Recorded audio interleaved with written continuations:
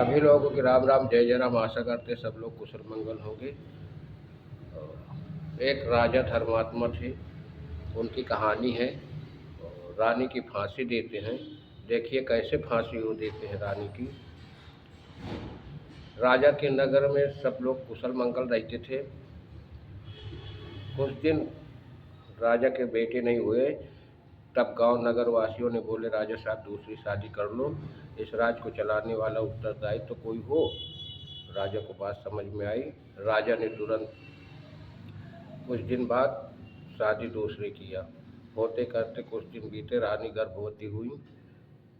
गर्भवती होने के बाद उनकी देख रेख में बड़ी रानी को लगा दिया। बड़ी रानी देखभाल करती रही।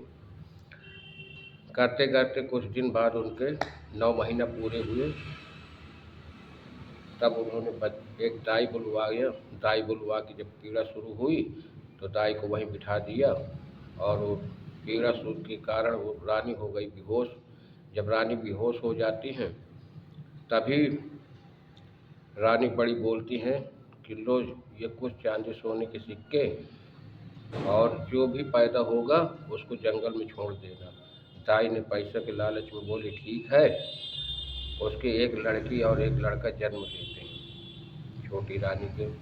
जब रानी के जन्म हुआ एक बच्ची एक बच्चे का, तभी उसी समय उन्होंने झोले में भर के और जंगल में जाकर उनको फेंक दिया एक पेड़ के नीचे। उस पेड़ के नीचे रोजाना परियां आती थी अपना खेल करने, खेलने बैठने दरबार करने। तो वहीं पर फेंक के चली आई दाई। जब फेंक के चली आई दोनों बच्चों को इधर, जब उसको होश हुआ तो बोले तुम्हारे तो कोई लड़का नहीं, तुमने झूठ बोला था कि हमारा पेट दर्द है। राजा के पास खबर दिया कि रानी ने झूठ बोला था, कोई इसकी औलाद नहीं हुई है ना होगी। राजा ने उसको पीड़ित करके बोला कि इसको दूसरे बंगले में झाड़ू पोंछे का काम दे दो। हमारे नगर में इंसल्ट करवाया है, इसलिए इसके पास कोई रिहायत नहीं होगी। खाना पानी भी एक टाइम दिया जाए। अपने सेनापति से बोले कि कोई सुरक्षा नहीं, कोई इनको लाभ नहीं, खाली इनका झाड़ू पोंछा लगवाओ, एक टाइम खाना दिया जाए। अब वो तो हुक्म के ताबेदार थे। सेना जी बोले ठीक है। अब इधर जंगल में जब परी आती हैं उस पेड़ में बैठ, पेड़ के नीचे पेड़ पे बैठे अपना दरबार करने, तभी बच्चे रोने लगते हैं। तब उन्होंने देखा अरे यहाँ कोई बालक की आवाज़ आ रही है। परियों से बोले सब ढूंढे, सब लोग ढूंढने लगे। वहीं घास फूस में मिले दोनों बच्चे, बेटी बेटियां। परी ने अंतर ध्यान होकर पता लगाया, बोले कि अच्छा ये राजा के पुत्र हैं। उन्होंने बोला कि ठीक है। वहाँ पर उनको आत्म रक्षा के लिए एक जिंद को बुलवाया और वहीं पर बोला तुम एक नींबूला का पेड़ बन जाओ, नींबू का, और पेड़ बन के इनकी रक्षा करना।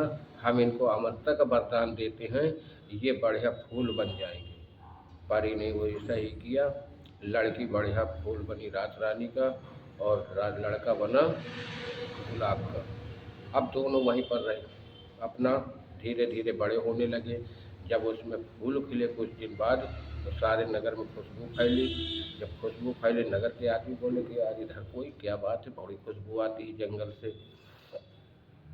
जब रात बीते खुशबू आए तभी आदमी सुबह पहर जाए कि वहाँ देखे तो फूल खिले। अब उसको तोड़ने को जैसे करते हैं कि इसको तोड़ ले, तभी वहाँ पर नींबू पूरी तरह से ढक लेता है। किसी का हाथे नहीं पहुँच पाता, क्योंकि उसको रक्षा के लिए जिंद को बोल दिया था परियों ने। अब इधर से ये खबर धीरे धीरे राजा के पास पहुँची। राजा साहब ने वहाँ से सेनापति को आदेश दिया कि हमारे सिपाहियों के साथ रथ को तैयार किया जाए और रानी साहब को तैयार करो, साथ में ले चलते हैं, वहाँ देखते कैसे फूल है क्या है जंगल में। तभी इधर सेनापति बोलते हैं कि हमारी पत्नी भी जाना चाहती है, और राजा साहब एक हमारा हुक्म है आपसे। बोले क्या? बोले छोटी रानी का भी ले लो साथ में, तो घूम ही आएगी कम से कम। राजा ने बोला हमारे उसमें नहीं जाएंगे रथ पे, आप अपने रथ पे बैठा लो, ठीक है, तुम्हारी बात नहीं काटेंगे। अब इधर से आगे आगे सैनिक, पीछे राजा साहब का रथ, उसके पीछे सेनापति का। अब वहाँ जाते हैं, जंगल में जब पहुँचते हैं, देखा कि हाँ यार फूल तो बड़ा खुशबूदार है। तब उसने राजा ने रानी से बोला जाओ फूल तोड़ लो। तब वहाँ नींबू पूरी तरह से ढक दिया। बोले ये कैसा चमत्कार है। तब उसमें से आवाज़ आई, नींबू बोलता है कि मैं इनका रक्षक हूँ। तो बोले तुम रक्षक हो, क्यों रक्षा कर रहे हो? हम हमारे नगर का ये बाग है, हमारे राज्य का बाग है, हम इसको तोड़ सकते हैं। बोले तुम इतने पापी हो कि तुमको तोड़ने के लिए नहीं दिया जाएगा ना राजा को। बोले क्यों पापी हम हैं?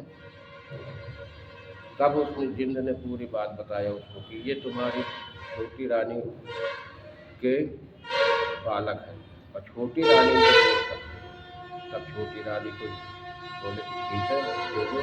छोटी रानी को भेजा, तब वो नहीं ढका उसको, और उसने सहलाती रहे। तो उसने बोला कि परियों को आवाज़ दिया कि हे परी रानी, हम इनके साथ चली जाएं। तब परी वहाँ पर प्रकट होती है।